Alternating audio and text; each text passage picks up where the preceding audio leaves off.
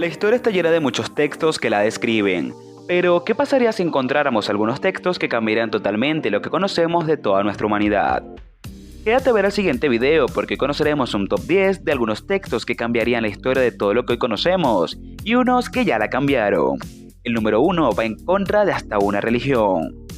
Pero antes de comenzar, recuerda darle me gusta a este video y si te agrada, compártelo con alguien más que pueda interesarle. Comencemos. 10. La Divina Comedia de Dante Alighieri. El gran poema del italiano Alighieri, donde el infierno, purgatorio y paraíso nunca habían sido representados con tanta maestría y lirismo. Dante resume un conocimiento acumulado de siglos, desde la antigüedad hasta el mundo medieval, con la fe religiosa y las convicciones morales y filosóficas presentes en cada verso. Se calcula que fue publicada por primera vez en 1307. Número 9. El origen de las especies de Charles Darwin. Con este libro, el científico inglés Charles Darwin presentó su teoría de la evolución mediante la selección natural. Hoy sigue siendo la base del estudio de la naturaleza para la biología contemporánea. Fue publicado el 24 de noviembre de 1859 y es considerado una obra precursora de la literatura científica y el fundamento de la teoría de la biología evolutiva. Número 8. Himnos de Enheduanna. El más antiguo ejemplo de la presencia de la mujer en la literatura, Enheduanna era sacerdotisa de la ciudad sumeria de Ur. Enheduanna era tía del rey acadio Naram-Sin y fue una de las primeras mujeres de la historia cuyo nombre se conoce. Fue nombrada por su padre, el rey Sargón de Akkad, como suma sacerdotisa de Nanna-Nannar, el dios luna sumerio, una de las mayores divinidades del panteón mesopotámico en Ur durante el tercer milenio a.C. Su madre fue la reina Tashlutun. Su nombramiento se considera un atrevido movimiento político por parte de Sargón para ayudar a cimentar el poder en el sur de Sumeria, donde se encontraba la ciudad de Ur. Número 7. Los libros sibilinos. Cuenta la leyenda que la Sibila de Cumas le ofreció 9 libros proféticos al rey romano Lucio Tarquinio el Soberbio, a un precio excesivamente alto. Tarquinio se negó pensando que eran demasiado caros, y entonces la Sibila destruyó 3 de ellos. Después le ofreció los 6 restantes al mismo precio, y como Tarquinio se volviera a negar a adquirirlos, ella destruyó otros 3. Ante el temor de que fueran destruidos todos, el rey decidió aceptar comprar los que quedaban al precio inicial.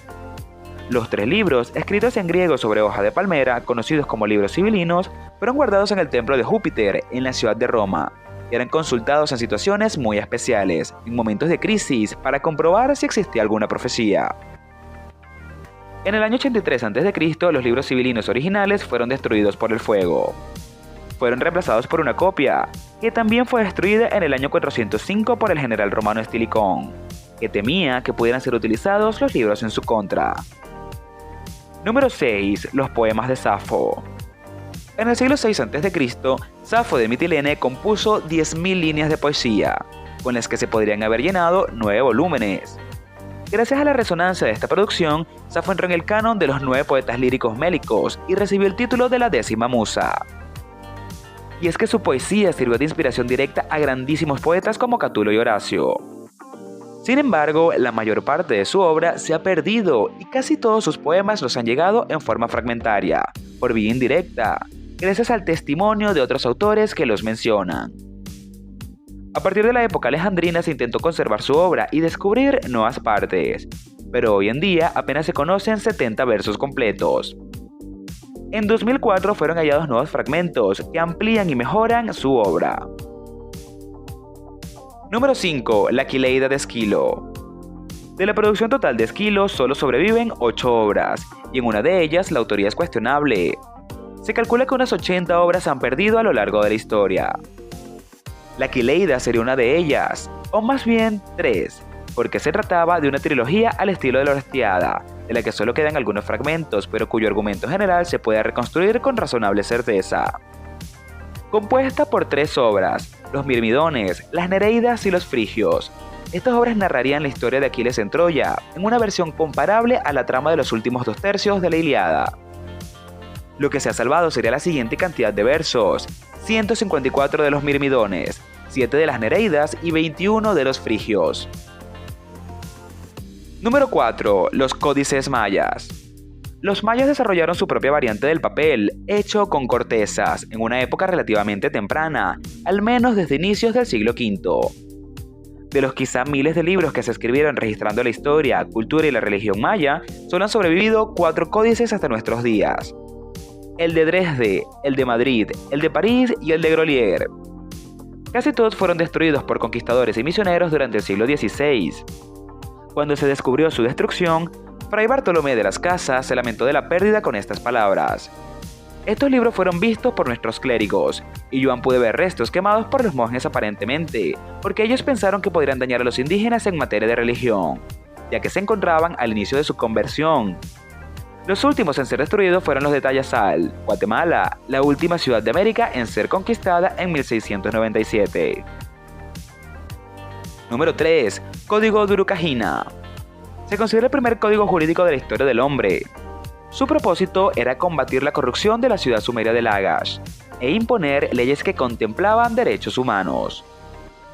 Trató de reducir las diferencias entre las clases sociales, disminuyó los impuestos, trató de anular prerrogativas que se habían atribuido al monarca y a su familia, redujo los abusos por parte de los funcionarios, prohibió la explotación de las capas sociales inferiores, condenó deudas, combatió la corrupción y expidió el primer código legal registrado por la historia.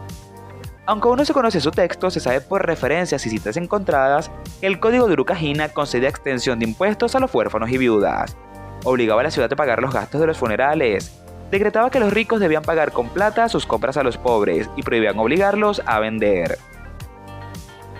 También abolió la antigua costumbre de la poliandría en su país, con pena de lapidación. Número 2. Textos de la pirámide. Los textos de las pirámides son un repertorio de conjuros, encantamientos y súplicas, grabados en los pasajes, antecámaras y cámaras sepulcrales en las pirámides del Imperio Antiguo con el propósito de ayudar al faraón en Enlil y asegurar su resurrección y la vida eterna. Son una recopilación de textos, sin orden aparente, de creencias religiosas y cosmológicas muy antiguas, que debieron emplearse durante la ceremonia funeraria. Algunos textos ya aparecen en estelas y mastabas de las dos primeras dinastías. Número 1. Este va totalmente en contra de la religión cristiana. Leyenda de Tana. Narra la historia del rey sumerio Kish, cómo tuvo un hijo con la ayuda de un águila y lo que sucedió después. Una leyenda babilónica dice que Tana estaba desesperado por no tener hijos, hasta que un día salvó un águila de morir de hambre, la cual le llevó al cielo para encontrar la planta del nacimiento. Así consiguió el nacimiento de su hijo Balí. En la forma detallada de la leyenda hay un árbol con un nido de águila en la copa y una serpiente en la base. Ambos animales han prometido a Utu, el dios del sol, cooperar y compartir el alimento con sus crías. Pero un día, el águila se come a las crías de la serpiente, que se venga y captura el águila. Utu envió un hombre, Etana, para ayudar al águila. Etana la salva, pero pone como condición que le entregue la planta del nacimiento, para poder ser padre. El águila le lleva al cielo del dios Unu, donde en un segundo intento, en el primero se cayó, consigue la planta. Se han encontrado 3 versiones antiguas de la leyenda, en Babilonio antiguo, en Asirio Medio Asur y la versión estándar en Nínive. Así llegamos al final de este top 10. ¿Qué les pareció? Déjenos en la caja de comentarios cuál les pareció más increíble. Gracias por llegar hasta el final. No olviden que si se suscriben pueden activar la campana de notificaciones para que les llegue un aviso de nuestro nuevo video. ¡Hasta la próxima!